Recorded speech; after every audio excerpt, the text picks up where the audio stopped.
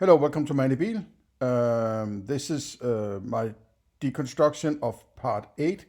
I'm going into the deconstructing part 8 of Bernardo Kastrup's Analytic Idealism course on Keto Academy, and it's called Alternative Philosophical Views. Now,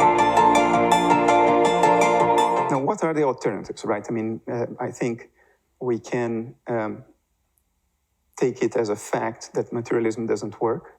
It's internally It's not a fact. Would you explain what you mean by a fact? Would you define what you mean by a fact? What does it take for something to be a fact? If something isn't the case, can that be a fact? If I'm saying it's a fact that there isn't an elephant over there, that's a fact. I can't do much science with that, right? That kind of fact. If it's an elephant, I'm saying that's an elephant.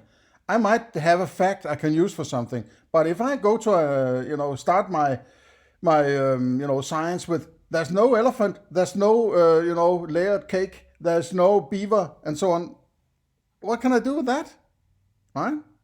So something that isn't there can't be a fucking fact, right? And if something is there, what kind of being does it have to be, or what kind of reference, and how do you get to it in order for it to be a fact? Because he talks a lot of empiricism, and something that isn't there, as I've just pointed out, can't be empirical, right? And if it's sort of an idea of metaphysics, how can that be a fact or not a fact? So this kind of loose use of terms that I'm constantly pointing out is a sign that he's not really a very good philosopher, in my opinion, right? He doesn't have the necessary sensitivity towards classifying various terms before he heads out into telling the whole world how fantastic his thinking is, right? contradictory, empirically inadequate, doesn't have explanatory power, and leads to insoluble problems. Explanatory power? What does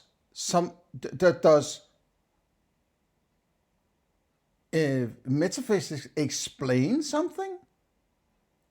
I don't think so. Explanatory power? Does your metaphysics explain what an elephant is? I don't think so, right? Does it explain what a color is? I don't think so, right? Or a taste? No. So what the hell does it explain? In the recent part, in part 7, called Implications of Analytical Idealism on Everyday Life, right? There wasn't really much about everyday life as such. It was all in very abstract ideas of everyday life, right? There's no explanation of how his metaphysics turned into pizza, for instance, right?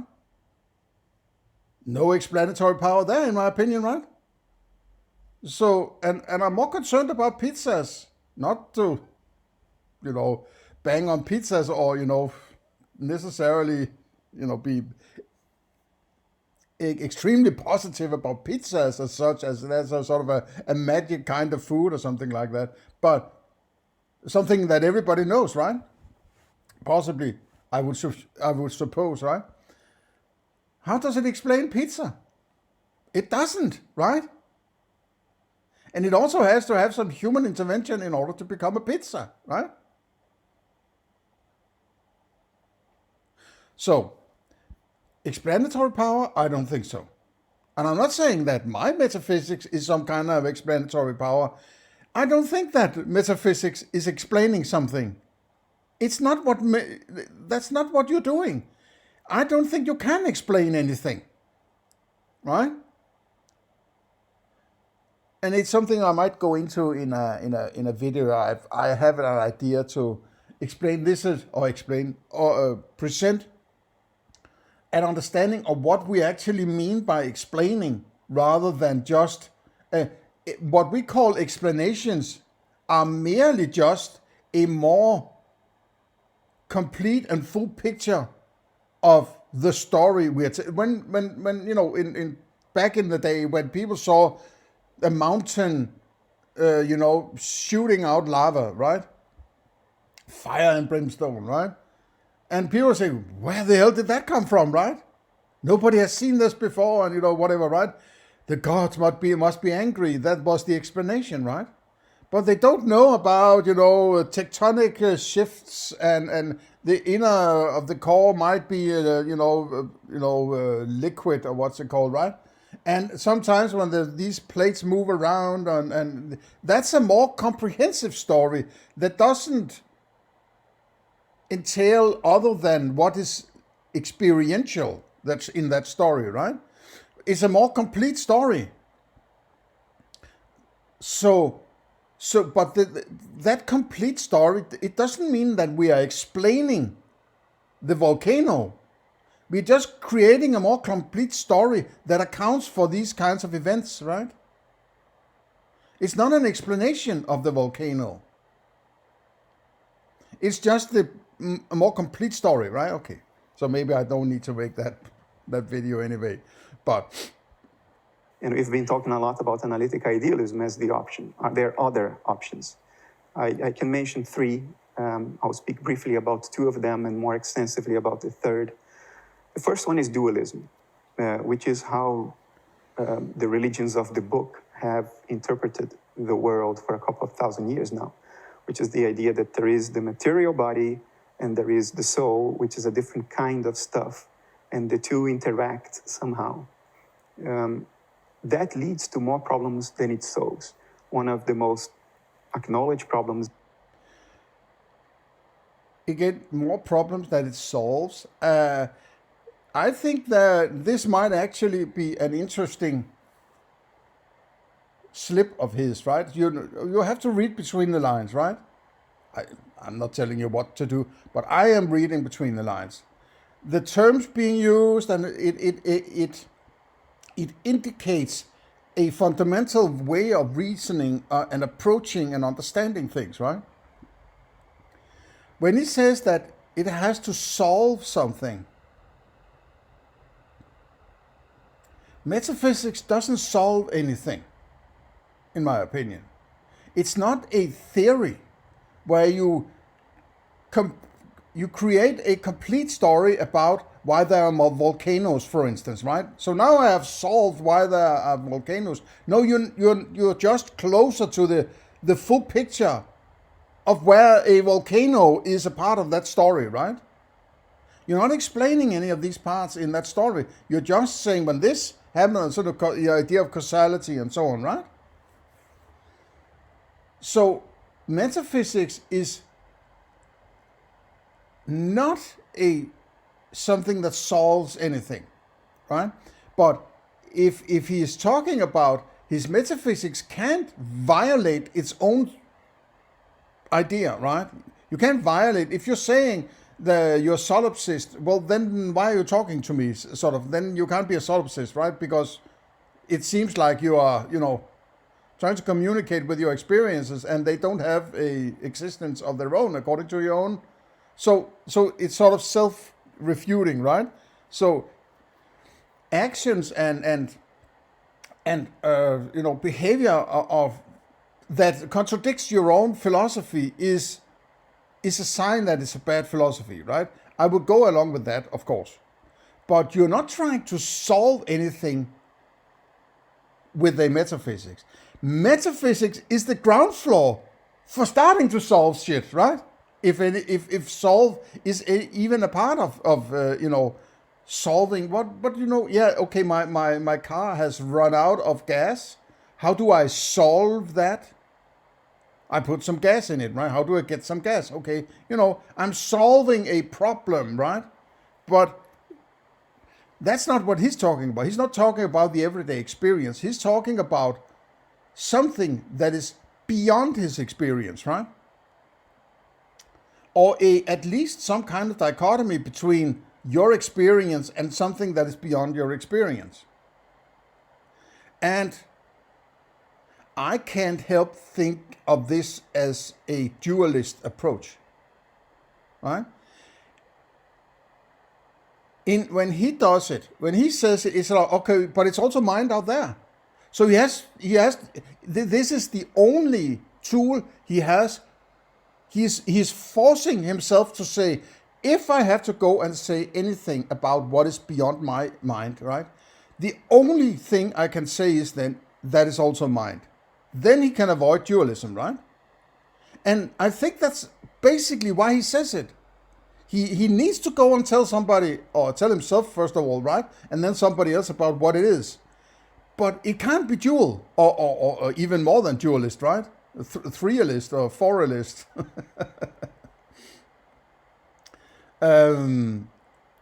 So it has to be mind also. So it's sort of his need to go beyond his own experiences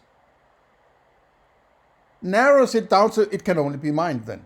And then he says, well, I guess it's mind then, right? But I'm rambling a bit on this topic. When he says solve, it's as if there's some problem he needs to solve with his metaphysics. That's not the right approach to do metaphysics, right? There's not a problem he has to solve, because that entails that if he didn't realize that problem, it would be like saying he doesn't need metaphysics, right?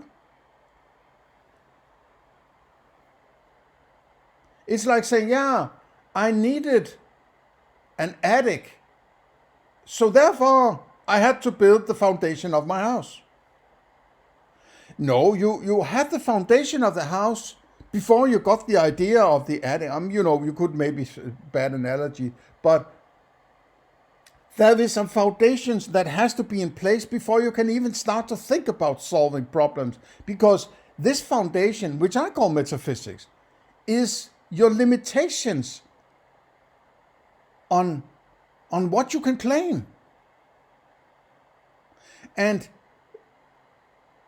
the problem I have with this kind of, let's say, metaphysics called idealism is that rather than stay with your experiences in this case here with him, right, and I guess with all idealists, is that they are so hung up on what it might be out there beyond their experiences, right? Then they sort of kind of lose connection with the real world, right? With the actual experience, in my opinion, right? Which is what I, in this context here, call the real world, right? Which can be realized, which can be experienced, right? So they go into these fabulations about abstract shit beyond your mind, right? While they're using their mind in order to conjure up these stories. So it is kind of crazy, right? And yeah, well, maybe that's enough to point it out. This is the interaction problem. How can two fundamentally different kinds of stuff interact with one another? Because interaction presupposes that one enters the domain of the other. But if they are fundamentally distinct, how can they enter it? Do they need to? Can they just bounce against each other, right? Sort of cause and effect kind of thing? Though cause and effect is usually describing the experiential part, right? The experienced world, so to say. I don't see why, if a dualist, if an outside bounces against my inside, and my inside then creates something on the inside based on that outside. I don't see any problem in that. Why does the outside and the inside have to mix in order to? Because it has to be a bouncing. They touch each other and something like that, right? No matter how they blend, there would have to be some, as he calls, interaction. But that doesn't necessarily mean they have to mix in some way.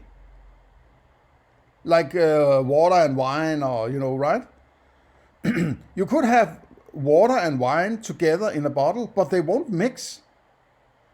But you could imagine that the border between the water and the not the wine, the oil. I wanted to say oil, right? Water and oil. That there might be something going on on the border of this, right? And the border that it creates, sort of, it can't be penetrated by each other, but the one can influence the other, right? And that's why I think that the idea of free will is destroyed by this, that you can't influence. Because if I'm thinking of something on the inside, that I want to find a tomato, I have certain ideas of how I have to will myself to a place, let's say, where I have a high chance, in my own belief, to experience tomato, right? And I want that tomato, I want to stuff it in my face, right? And I have to put myself in a vicinity of that tomato and, move it in a certain particular way and so on, right? That seems like, it's not like, like in the stomach, when the tomato comes in the stomach, it's not like the stomach and the rest of me blends together. They are dissociated, you could say, but it's still penetrable, right? And it's not like that the outside penetrates the mind or something like that. I'm just seeing it as they are bouncing against each other, right? And when I'm bouncing against it, I can will myself to a place where I can experience what I want to experience, and I can influence it. So there has to be some kind of bouncing going on, right? There has to be something going on. Otherwise, all this every day that you sit in your car and you expect your car to be out there and whatever, you can keep going with this, right? And I would suppose that he drives his own car and puts on his shirt and expect it to be there and, whatever, right? There is some bouncing going on between an external world and your experience. You're constantly, all of your life is bouncing against that outside, which you, in my opinion, do not have access to. You only have access to your experience of it, and that's fine. That's what you need, right?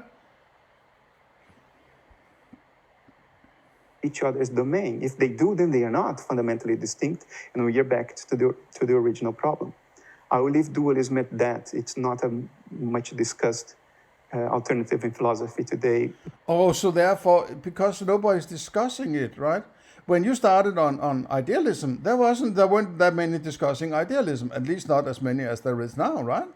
So back then I could say, well, nobody's really doing idealism, so I don't have to deal with that, right?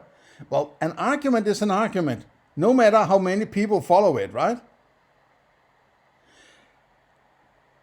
I am not going to reject a dualist idea just because it is hard, this could potentially be hard to explain why they would be dissociated from each other, right?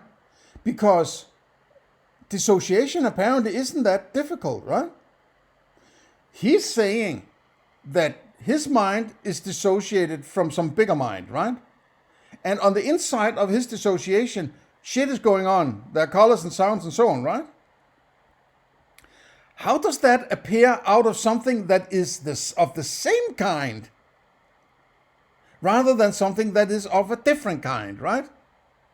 Why would you need an experience on your inside of something that is exactly the same on the outside, right?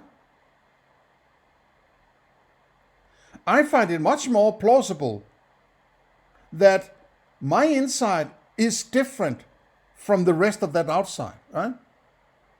Except maybe for other instances of the same thing as me, right?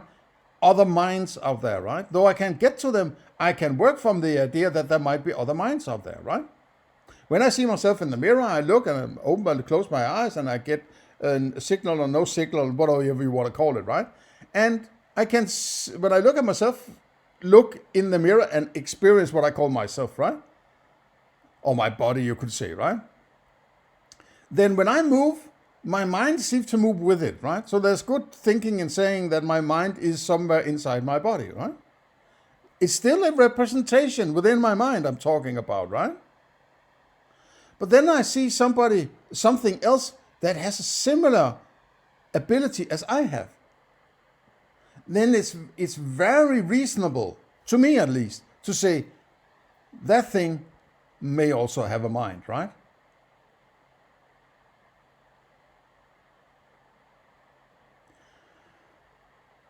So I am basically differentiating with Bernardo Kastrup on this topic here, where I'm saying, yes, I am dissociated from the rest.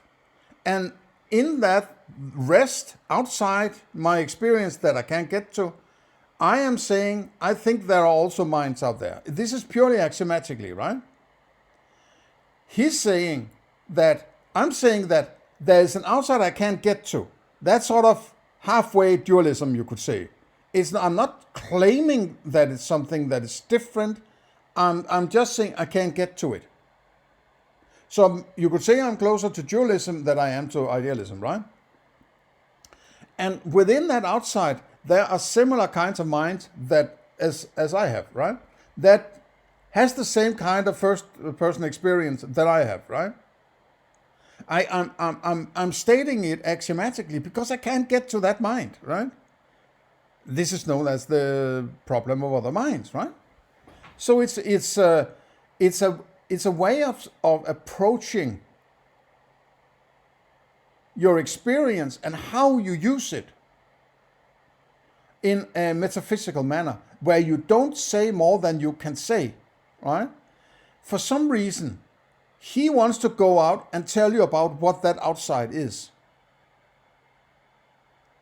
Even though whatever he can come up with doesn't change whatever experience I have. Why would you want to do that? Why is that important, right? First of all, I think you cannot do it. You can't go out and say anything about what it is out there because you're locked inside your own experience. All you can come up with is some kind of abstraction or some kind of idea or model or whatever based on your experiences, or some kind of derivative, an abstraction or something like that, right? And place that outside your experiences. But then you are violating the whole idea because you are using some mental stuff to explain that which is beyond mental, right? And it doesn't help that you're calling it mind also, right? In fact, I find it highly unlikely that there would be mind here that is dissociated from some other mind here, and the dissociation is also mind, right? So it's mind separated by mind, separated from mind, using mind. That's fucking strange, right? And there is nothing, there's no indication of why it should be the case, other than I can come up with it, as he does, right? In my view, for very good reasons. Another one is solipsism, which is the most skeptical view of things that you can have. And it basically says the following: only you, only your personal self exist. I exist only insofar as you are watching this video. There is nothing it is like to be me. I don't have my own conscious perspective in the world different from yours. I exist only as an appearance to you. I exist only insofar as what you perceive of me, and nothing else. Nobody else exists. The entire world, the whole of the universe, is your personal dream, and nothing beyond that. There is nothing. Well, that's also problematic, right? Because it seems like nobody can find the right balance of skepticism here, right? Either there's nothing out there, or I'm going to tell you what is out there, right? If you're solipsist, there's nothing beyond your experiences, right? So you're sort of alone in a world, you could say, right? I don't know if alone even makes sense in that case, but I don't consider myself solipsist, right? That would be crazy, right? In my opinion, solipsism is a crazy approach because, and as he will probably later tell you, that it's also one of these philosophies that those who claim, which I don't think I've ever bumped into any solipsist, right? And I wouldn't, because, they wouldn't talk to me because they are just, having weird experiences, right? But if they were to, I would say, well, then you're not a solipsist. You are treating me as an entity like yourself, right? So there is an explanation of your experiences, right? If there is nothing beyond your experiences, there's no reason to interpret if you're a solipsist, there's no reason to interpret your experiences as something, or stated axiomatically that there's something beyond your experiences. Then there is no kind of use for your experiences. They're just experiences, right? So basically, a solipsist should just, sort of fold into a fetal position and, do nothing, right? Because whatever you're doing will affect that outside, that experience, and you're treating it as an outside because your body is then in that outside, though it is a representation, right? And so if a solipsist does anything or says anything, they're basically, I would consider, they are using their experience and treating it as if it's an outside, right? So, but there's apparently a solution to metaphysics that I'm a proponent of that is never mentioned. It is somewhere between, I'm going to tell you what is out there, and there's something between, one, there's nothing out there, there is no out there, and two, I'm telling you what is out there, right? There is, in the middle is, yes, there's an out there, but I can't tell you what it is because I can't get to it, right? That's the between option. I can state that I'm treating my experiences as representation of an outside, but I'm staying with the representations because that's what I have to work with. I really don't care what is out there, because at the end of the day, all I have are my experiences and my representations of it. So that's what I'm taking seriously.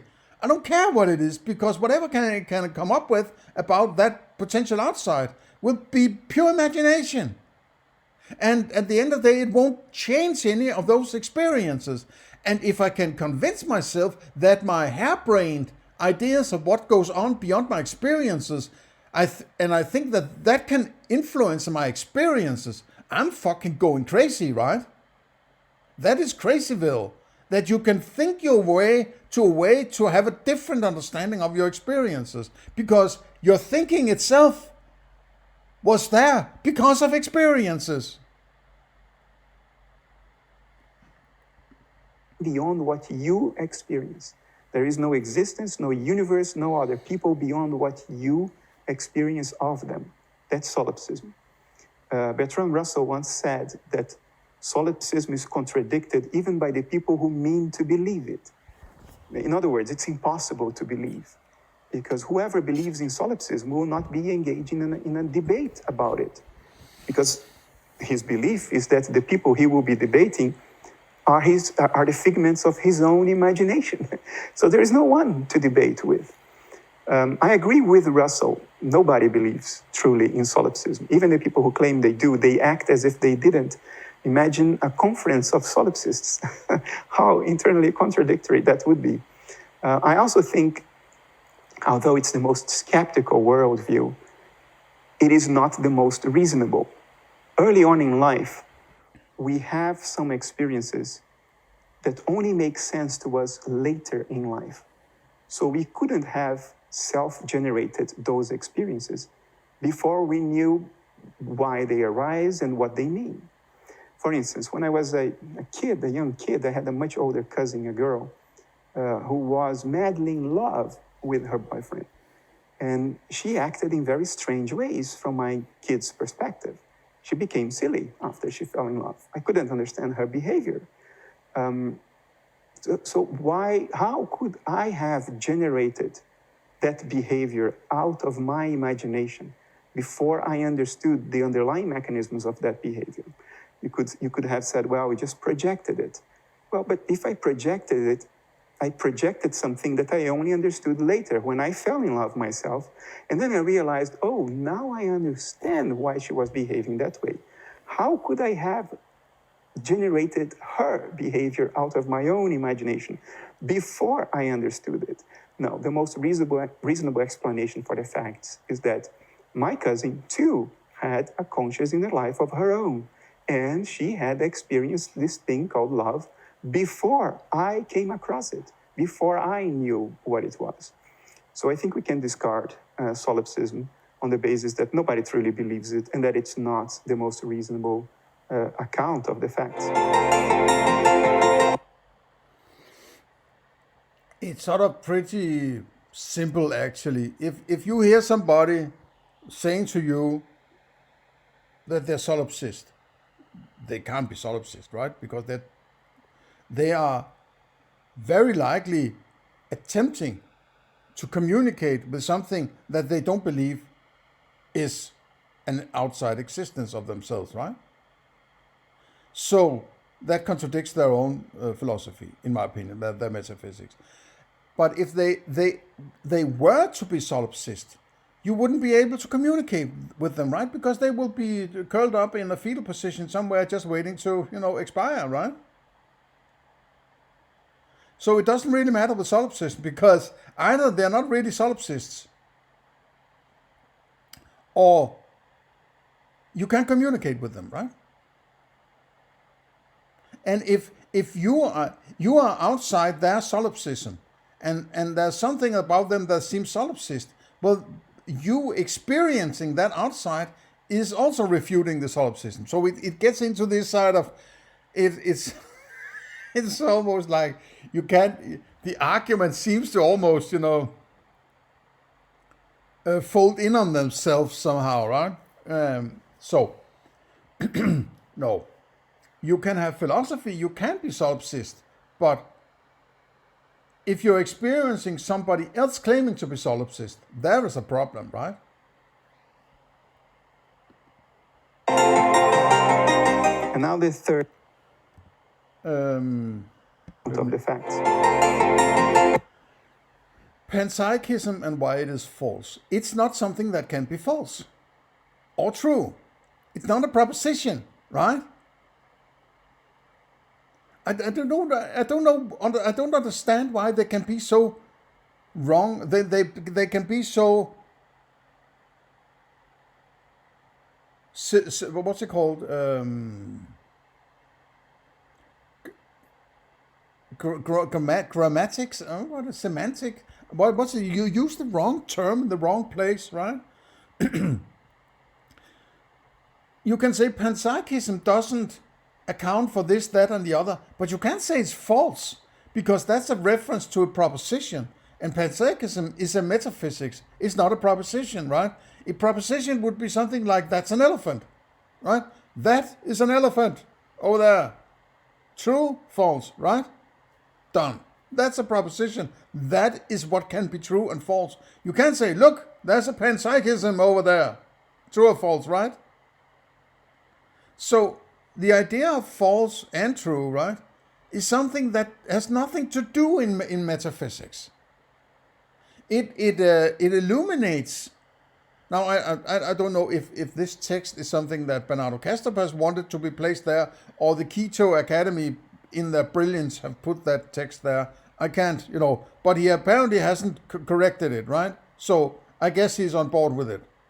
So I don't like when these terms like true, false, objective, knowledge, and things like terms like that are very important terms that are constantly used everywhere. And they're used everywhere. They're used, well, it's false. Well, what does that mean? Right? Is the panpsychism that false, or is the statement false, or is there a reference to something you can know that is false, or what is it? What does it mean that is false? The only place in your vocabulary or your sentence building where you use the term false is when you're referencing a proposition, right? And what it entails to be a proposition, I would say personally, right? And I think that a few of us would agree with me, but that doesn't really matter in this. I'm presenting my own philosophy, you could say. It has to be a reference to knowledge, right? If it's not a reference to knowledge, you can't propose it, right? What would it be? I have a dream. I have a feeling. I'm feeling this, therefore I propose. No, that's different, right? It has to be some object that we can be objective about. And the proposition is that which is used to establish objectivity, right? If we agree on that elephant, if I say that's an elephant, you standing beside me and pointing in the same direction and say elephant, you are implicitly saying true, right? You could also say true, but that would be the same kind of thing, you understand, right? But if the dude says it's false, but then we don't have objectivity, do we? Because I can't say there is an elephant. God damn you, it's true, right? Yes, it's true to me, but I can't tell him that he should have an experience of elephant because problem of other minds, right? So that's why we need propositions, or it's a good idea to have propositions. And when you react or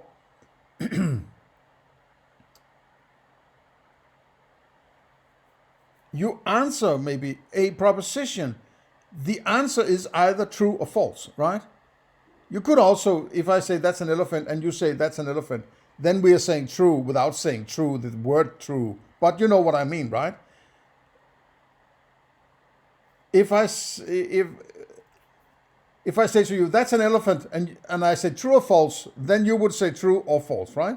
If there's an elephant for you, that's true, you would say true. If there's not an elephant, you would say false, right? Panpsychism is an explanation of what goes on before you have an experience, right? That itself is problematic, right? It's a kind of materialism, dualism turned idealist or something like that. That is kind of weird, right? Panpsychism, right? And maybe that's why a lot of people like it, because then they can extend their academia, career beyond any boundaries, right? Beyond, now we have to sit for 30 years and think about how we, solve the combination problem, right? Fuck you. And now the third and last alternative, which is commonly called panpsychism. Now, let me first say that there are many different theories that go under the name panpsychism, some of them indistinguishable from idealism. Certain versions of panpsychism that are also called cosmopsychism. Certain cosmopsychisms are virtually indistinguishable from idealism. But what most people understand panpsychism to mean is what philosophers technically call constitutive micropsychism. And the idea is the following. Matter truly exists. There are little elementary subatomic particles out there.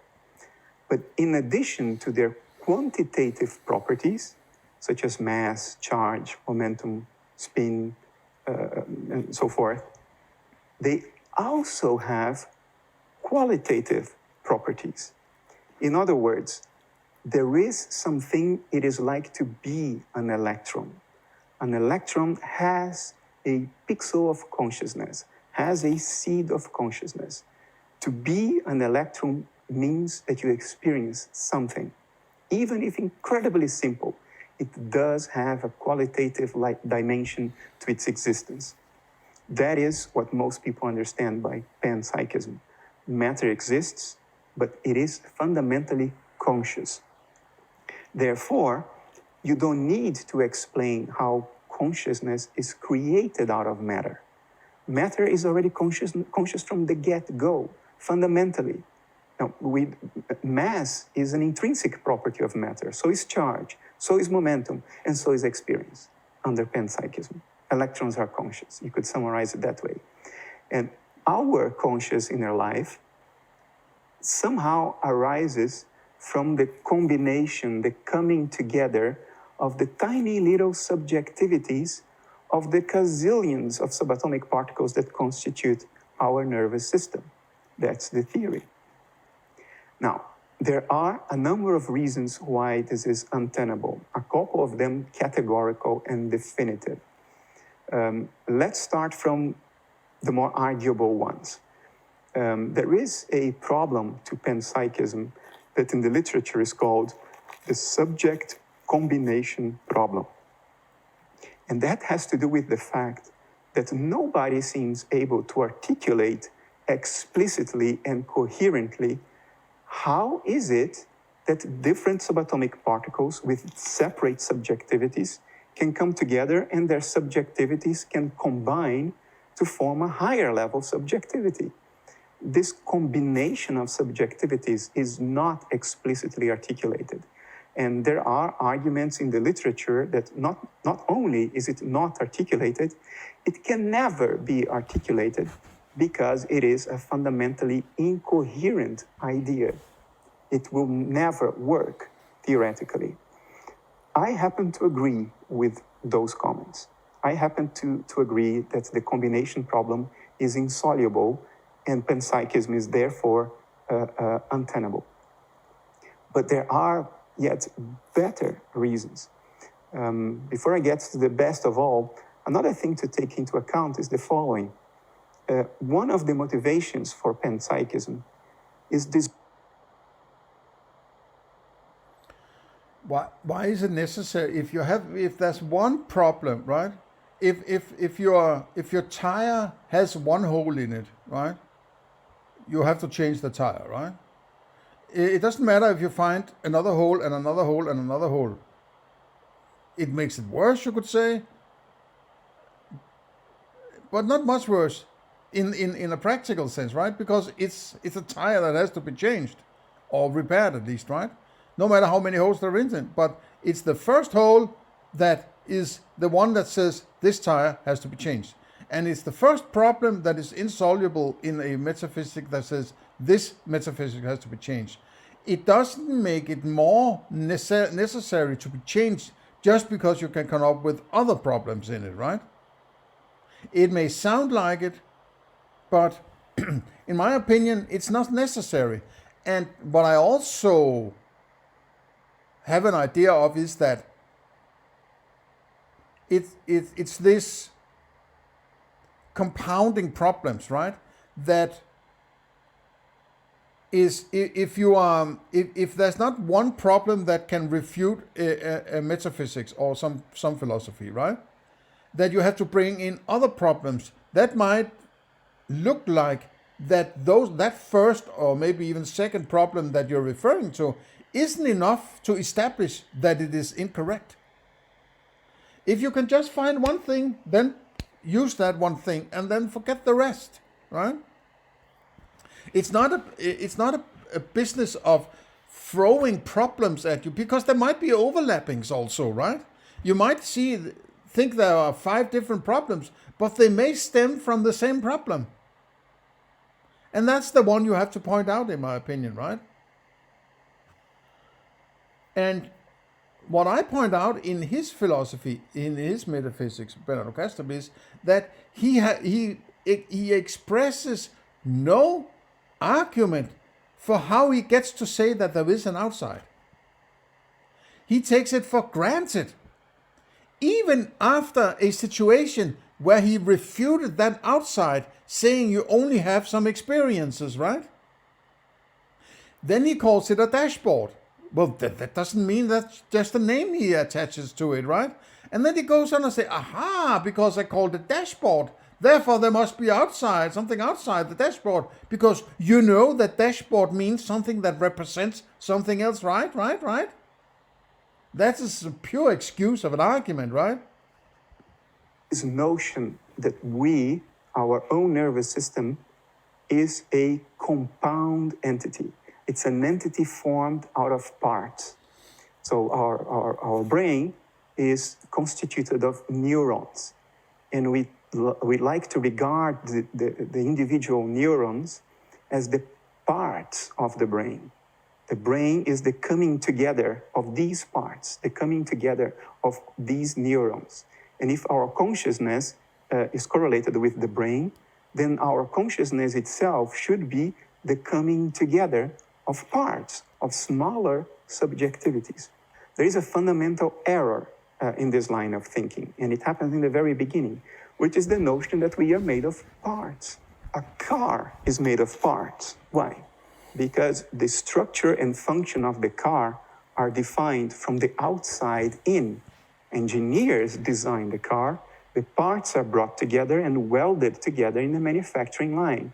The structure and function are defined from the outside in. People are not assembled like cars. People grow. Growth is completely different from assemblage. Yeah, but be careful that you're not referring to your representations as that which is working outside. Your representation might just be a representation that is very different what is actually going on, right? I mean, it's sort of, it's this, and I think that, I'm not necessarily say that this is incorrect, but I try to be very careful not to jump into that materialist thinking where I actually think that my experiences are the outside. Because if they are representations of an outside, then I have something that is different from the outside, in the sense that I can't get to what it is out there. So it might as well be very, very, very, very paradigmatically different from my experiences. But I still have my experiences, right? So there's some somewhat built-in claim in what is saying that there's some relation between what you experience and what is out there, right? But he can't get to that, in my opinion. That's why I keep saying, stay the fuck away from what is out there, right? Use your illusion, right?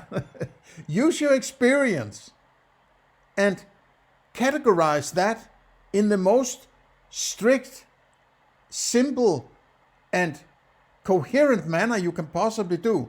And then figure out what you mean by knowledge, and figure out what you mean by objectivity, and figure out a moral principle to work from, and argue from this base of structure that is describing your experiences, right?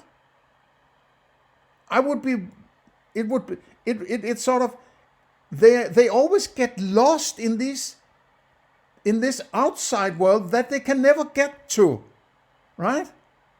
And that will inevitably become my colors and my sounds and anyway. So it's this futile endeavor in trying to explain something you do not have access to, right? And hoping that, what are they actually hoping for, right?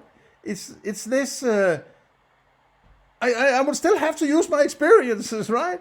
It doesn't matter if they're, rainbows and teddy bears as far as the eye can, or beyond what my eye can see, right? I will still have experiences of colors and sounds and taste and so on, right? It won't change any of that. It shouldn't change any of that, right? Because if you can start out with an experience and then be aware of that experience using cognitions and models and ideas and abstractions, and then all of a sudden start to think, hey, there might be something beyond my experiences. Now I'm going to use these abstractions to describe that experience. Oh, that changes my experiences. No, you can't do that, because you just used the first step was your experiences in order to, in the first place, get to that outside, right? So it becomes this circular reasoning that is ridiculous. The structure and function are defined from the inside out. Raw materials still go in, but the structure and function, their roles and positions in the organism are defined from the inside out. Therefore, an entity that has grown cannot be said to be made of parts, at least not in the same sense that a car can be said to be made of parts. Because unlike the car, which has parts that were brought together from the outside in, I understand where he's going. He's saying that, or the entity that has that all these little weird particles in panpsychism are fully formed. It's just the way they come together that eventually becomes mind and so on, right? Mind and body and whatever is not assembled by fully formed shit, but it grows from cell division and that, right? And there might be something there, I don't know, right? I don't care. Honestly, I don't care, right? And why is it, from a sort of psychological point of view, maybe, right? Why is it important for him to tell you that there are other kinds of metaphysics that are different from his and finding flaws in them, right? Isn't he sort of isn't he trying to say there are problems with those ideas over there, therefore I must be a good alternative, right? Isn't he trying to divert attention away from those and Shanghai them into his own philosophy? He's not really deconstructing as I'm doing here, right? Now, a lot of my deconstruction is about how people argue, because I think that philosophy is not about the conclusions, although you need the philosophy in order to get to the conclusions. But the philosophy is mainly what goes on between conclusions, right? How do you get from one conclusion to the other? That's what I want to get to, right? And when I deconstruct Bernardo Kastrup, it's full of holes, right? The first step is, I'm calling my experience a dashboard.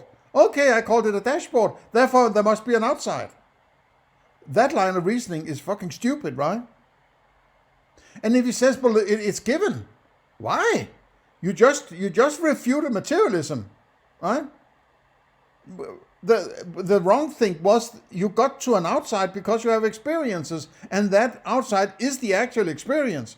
Well, if you're retracting that into a subjectivity, or maybe in this regard it's not right to call it subjectivity, but into just experience, then when you look at that, you have just refuted that outside.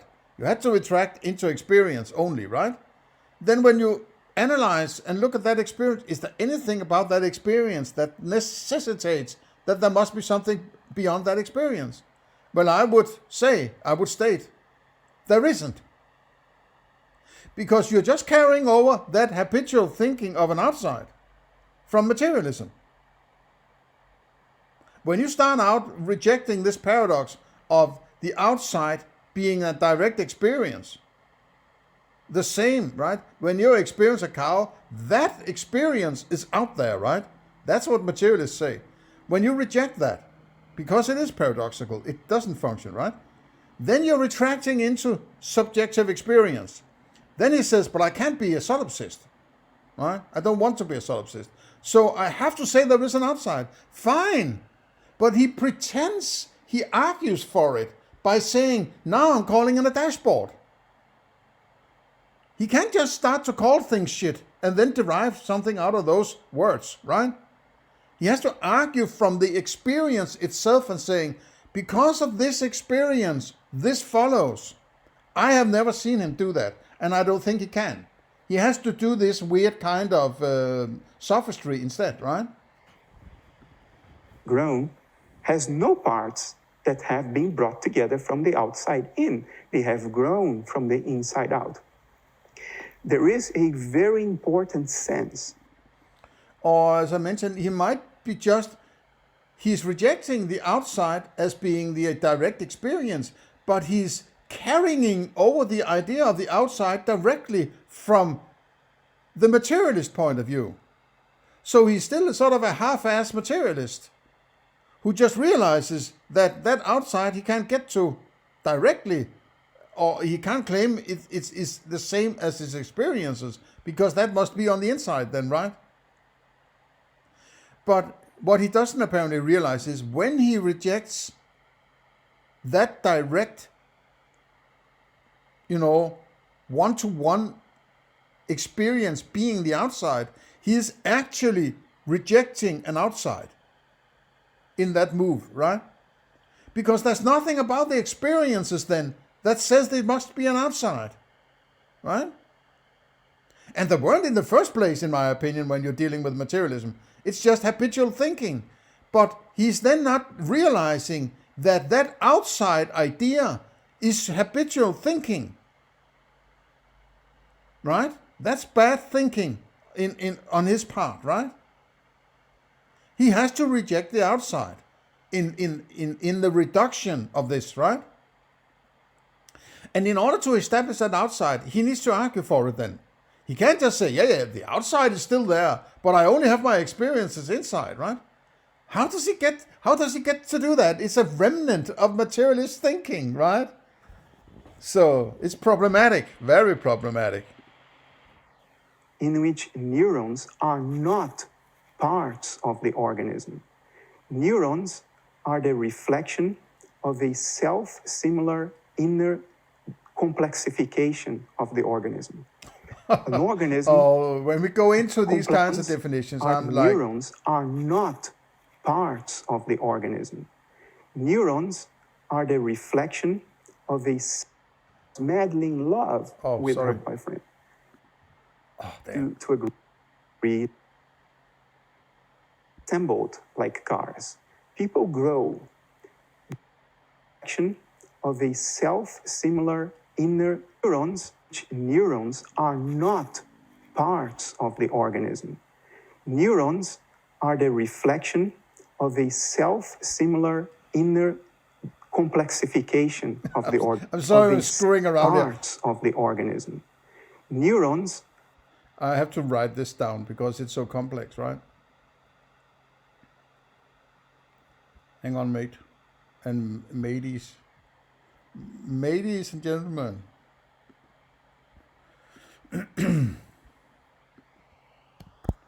Neurons are the reflection of a self-similar inner complexification of the organism. An organism creates inner structure, not I have to complexification, reflection of a self-similar inner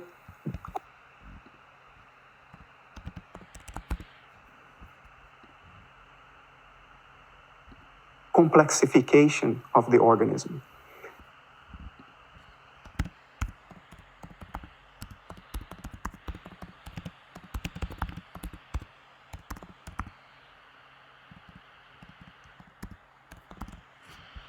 Okay, so I got it now.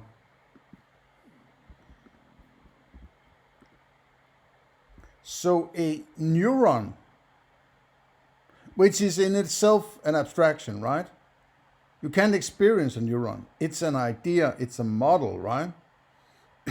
Now, he calls that a reflection of a self-similar inner complexification of the organism. It's like my brain explodes, right? Okay, so then if we understand what a neuron is, then we can say it's a reflection of a self-similar inner complexification of the organism. Then he needs to explain what does he mean by a reflection. Then he needs to explain what is self and similar, and what does he mean by inner and complexification. What does that mean, and what's an organism, right? You can't say, yes, I can define neuron using these terms, but these terms I don't need to define any further because they are, you're out to get me, right? No, he had a word that potentially has an understanding, and then in order to explain it, he needed to come up with 5 or 6 different terms, right? Then he needs to define those terms, right? And if you do this exercise, you keep doing this exercise, you will have a reduction base, right? You will approach it at least, hopefully. What do you mean by a reflection? What do you mean by self-similar, right? It might become very complex because we are now comparing and combining 5 or 6 different terms into an explanation of yet another term, right? I fucking hate these kinds of definitions, right? Though definitions are important, but a definition of something, a word that has been arrived at, where you need to define, it should be more like I have to refer to my simple metaphysical structure, right? Rather than just throwing new words at you and then say, well, I have defined it now, then shut up, right? It's a reflection of a self-similar inner complexification of the organism. I am none the wiser. I'm more confused now, right? I fucking hate academia, right? They are not bringing anything I can use for anything in my everyday, and that's where all the shit is going on, right? That's where all the shit I have access to, a representative access to, through my experiences, right?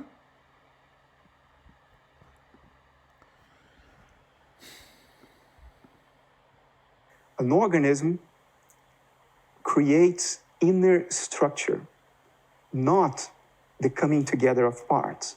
If you look at a human zygote, a fertilized human egg, immediately after fertilization, it's a little ball, has a certain diameter, and is housed on. These are all representations in somebody's mind. You are implicitly using a materialist approach now, right? You must understand this. He's violating the thing he's trying to refute when he says materialism is baloney, right? Now he's using that baloney to describe something out there. Ah, man. On the side of the uterus. 3 days later, that little ball, which is one cell, will have 8 cells inside, but it will have the same diameter. And if you look at a photo comparison of the two, it is obvious. Yes, you look at it, right? You look at a comparison. Then it's not the thing out there if I have to look at it, right? Because then I'm creating a mental picture to understand it, and then it's not the thing itself anymore, right? It's unbelievable that he can't see this, right? That he can't understand he's violating his own refutation of materialist approach to things. He can't use materialism to explain anything, right? We can't get to whatever it is out there, right? Just accept that you can't fucking get to what the hell it is using your mind, right? You can't get to it. Leave it the fuck alone. What do I do with my experiences? What do we mean by knowledge? What do we mean by objectivity? Can you come up with a moral principle of some kind? Let's discuss that instead. That which we possibly, every single one of us has direct access to, our experiences, right? The eye, that the 3-day-old embryo is still the original zygote. It's still the original egg, fertilized. Just one that has created inner complexification, inner structure.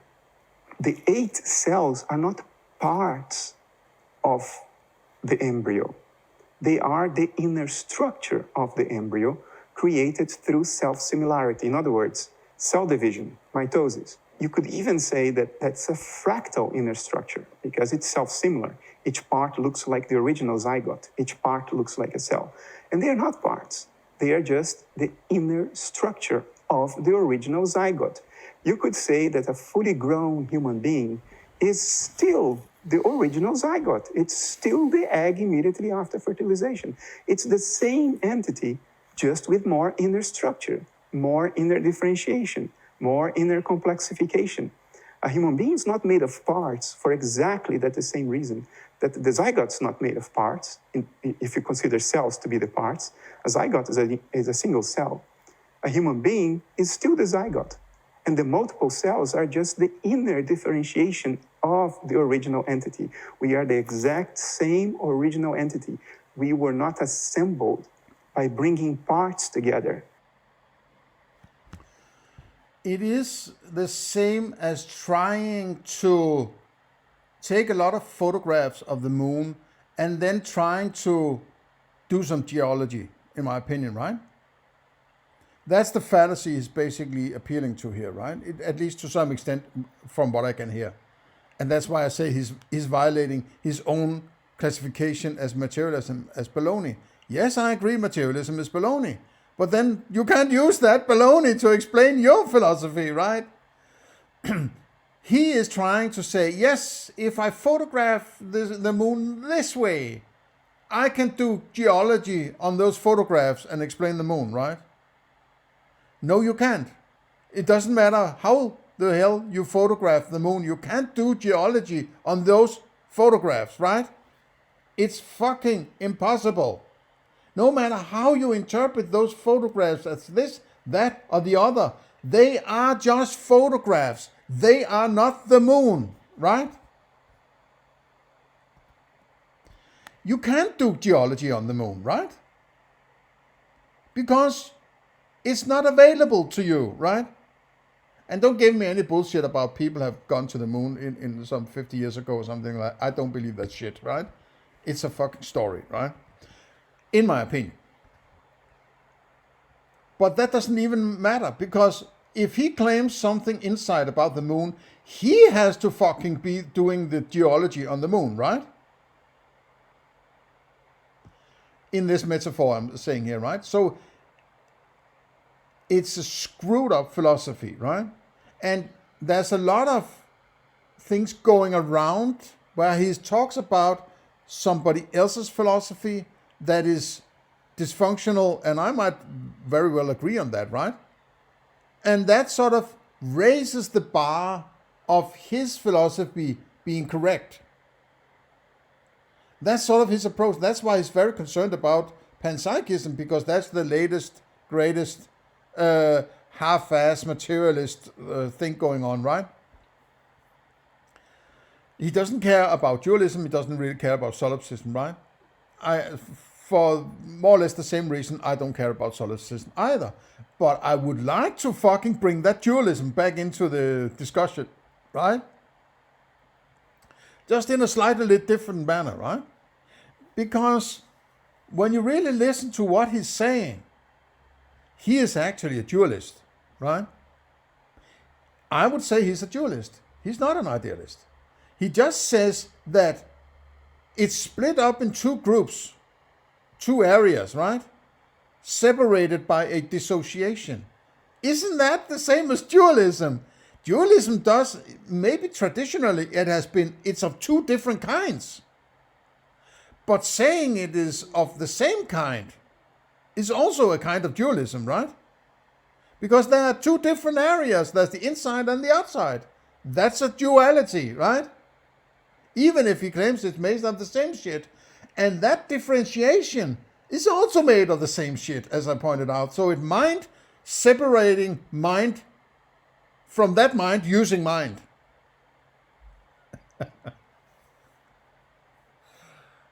Oh. None of this shit is going to help me get the ingredients for a pizza, right? And put that pizza together. None of it, right? We are the original entity throughout, which just has created more inner differentiation. So neurons are not parts of the brain.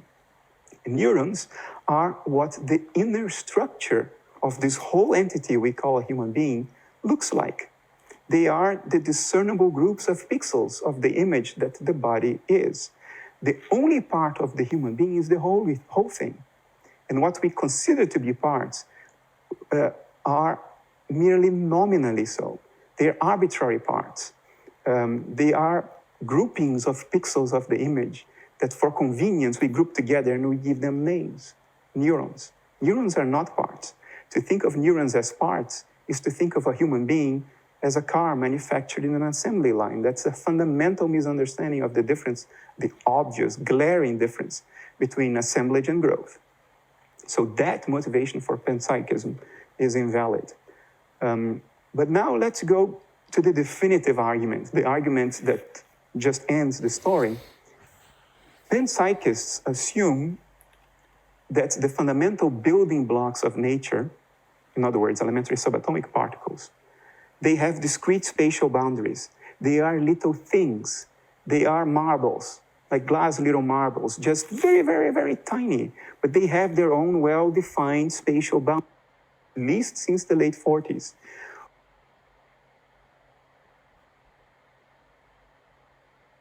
And the entire universe.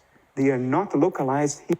Okay, to cut that short, I don't want to spend another 10 minutes on this refutation of panpsychism.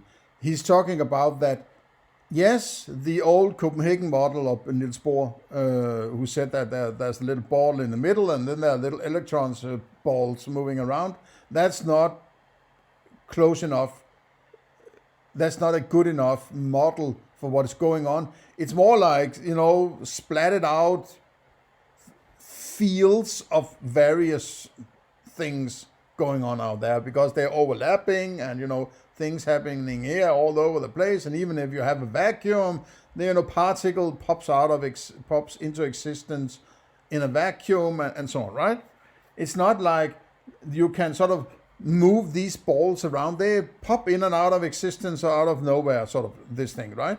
It's more like fields where shit happens sometimes in this field, and it's sort of an infinite number of smaller, larger carpets lying on top of each other. Who knows what the fuck, right? I'm fine. It's fine. I mean, yeah, okay. I don't buy panpsychism anyway, because will it eventually end up being the same colors, sounds, tastes, smells, and so on that I already experience? If it doesn't, I would like to know how you get to that using a circular argument where your thinking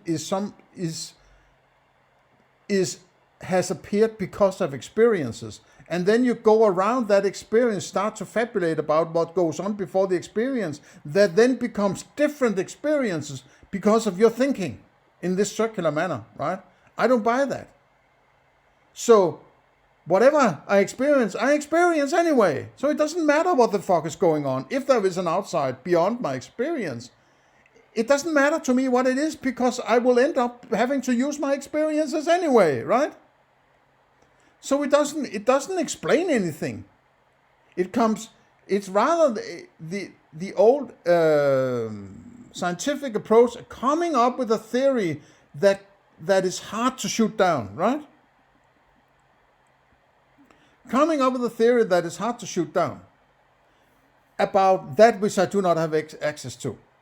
I don't buy it, right? I don't care about it, right? At what point are we going to discuss my direct experiences, right?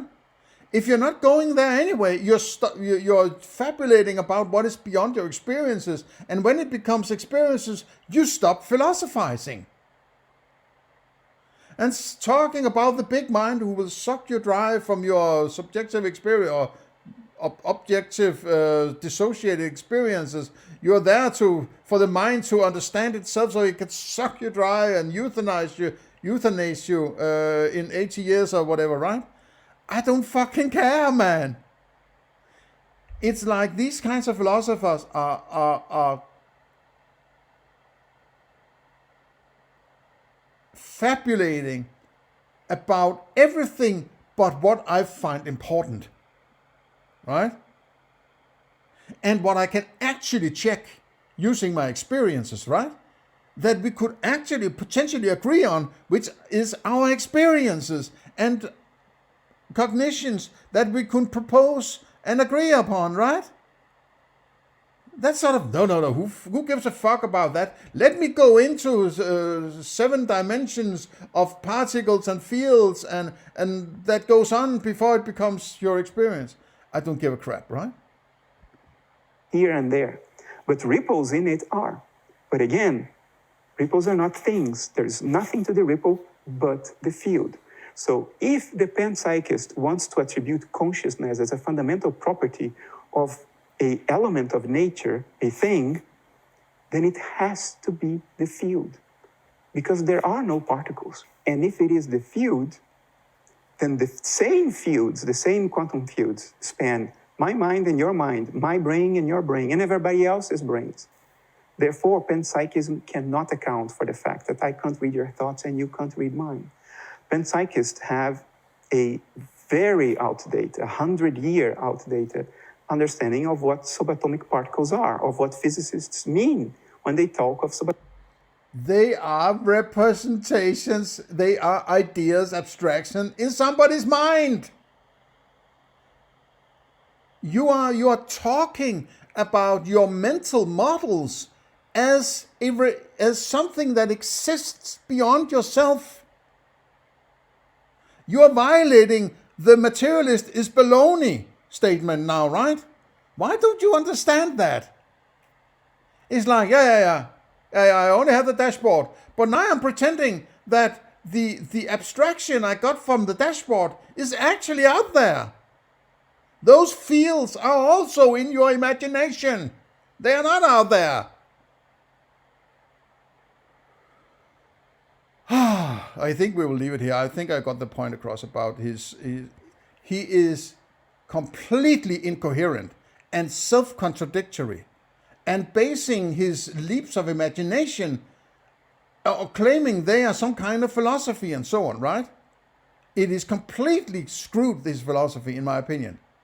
There are various aspects here and there where I might agree and so on, right? But his criticism of the idea of artificial intelligence, I am on board with that, right? But that's another story. That's sort of a small segment of thinking where we can agree, right? But the foundational shit is screwed up, right? Subatomic particles today. Now, some panpsychists will appeal to niche interpretations of quantum physics. Yeah, I don't really care about these. Anything that goes beyond my experience, I don't care about. I don't fucking care about it. I don't want to care about it because I can't. I'm deluding myself. If I think I can come up with an explanation using my mind about what goes on beyond my mind, that is delusional. And not only is it usually, it's delusional, but it seems to be ending up to be the only thing that they're dealing with. They're never dealing with their direct experience and trying to classify that and figure out how to use that. At the same time as they're willing to, out of nowhere, like Bernardo started to talk about morality. Out of the fucking blue, right?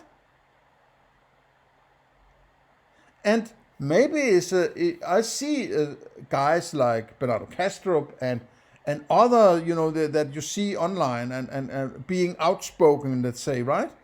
It's because of how corrupt academia or academic philosophy has been in the last at least 100 years, right? But maybe 150 years, maybe, right? During the rise of the welfare state and so on, right? Nobody in tax-funded academia is going to come up with any kind of philosophy that will eventually make them bite the hand that feeds them, right? And that's why there's a big hole of philosophy that hasn't been done because they're just fucking hiding in the ivory tower. They're taxpayer-funded ivory tower, right? Trying to avoid doing good philosophy because it will eventually end up pointing out that the government is immoral, right? So that leaves a whole area, a whole swaths of philosophy that hasn't been sufficiently dealt with. And then all sorts of people pop out of this, right? Like Bernardo Kastrup and Ruba Spira and there's a whole host of these more or less, woo-woo shit kind of people, right? And you could use another on the other end of the spectrum, a guy like Stefan Molyneux, right? Who is Mr. Objectivity, right?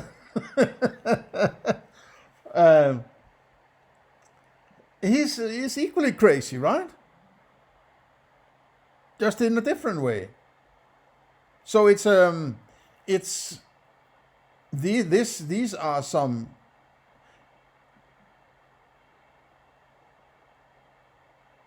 Maybe I hesitate to call it dangerous times, but it is fucking philosophy is explosive shit, right? Philosophy has the power, potentially, to change, to turn your whole world around, basically, right? And if you are basing that world turning you are led to think of, you're basing it on shitty philosophy, then it is potentially dangerous, right? And that's why I will always, and I I dare to say always, right? I will always appeal to you thinking for yourself. Don't eat any philosophy raw. Think for yourself. Always be critical.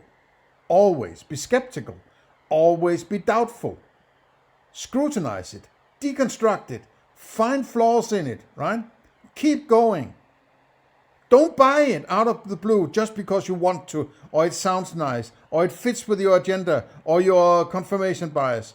Be self-critical about what you want to be the case doesn't overpower what you can actually argue for, right? Be careful.